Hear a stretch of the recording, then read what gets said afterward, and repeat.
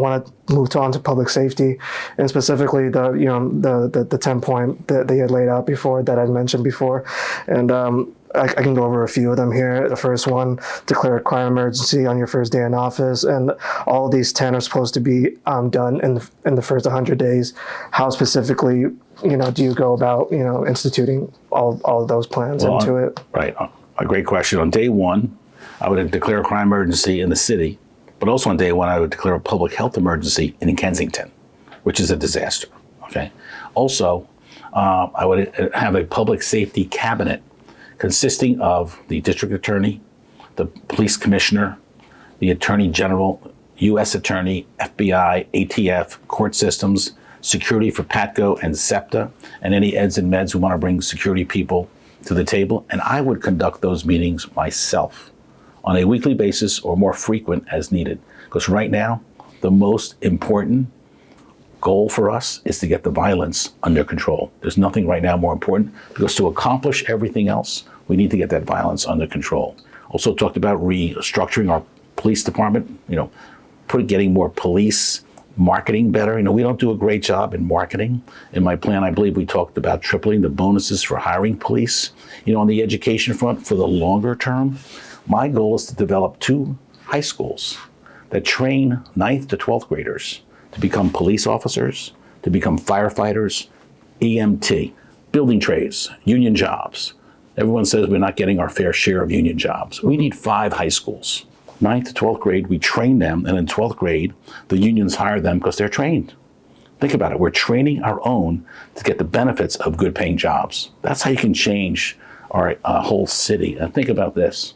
If we had done this 15 or 20 years ago, we'd have a different city today. It's long-term thinking. I'm kind of keeping on the issue of Kensington a little bit. I'm kind of curious how it's been trying to engage voter activity in a place where perhaps some residents have not voted because they've seen that things changed in the last 20 years. Kensington is a disaster. It's probably the largest humanitarian crisis in the United States, in my opinion. We have 860 people living on the street there. Many of them are not from Philadelphia. I'm told anywhere from 60, 65, or 70% are not Philadelphians. And they're openly starting fires on the sidewalks when it's cold to keep warm. They're injecting themselves publicly, and they need help.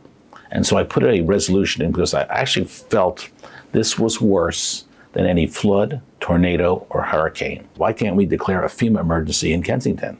Because my goal is to engage the federal government, the state government, and the local drug enforcement and law enforcement with community partners to work together to come up with a plan. He said it's a creative idea.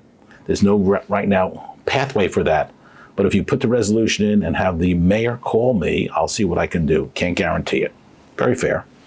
So I put the resolution in, calling for a state of emergency in Kensington along the lines of a FEMA type plan.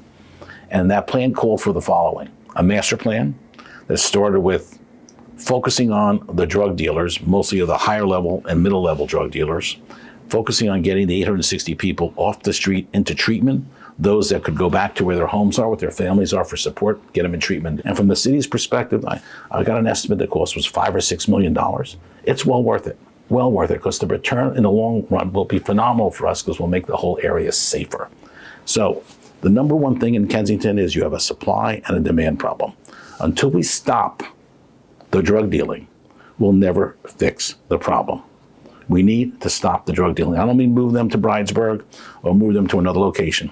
We need federal agents to help us remove the drug dealers that are in Kensington. Then we need to help the people that are there that are addicted get into treatment. But until that happens, we're not going to solve the problem.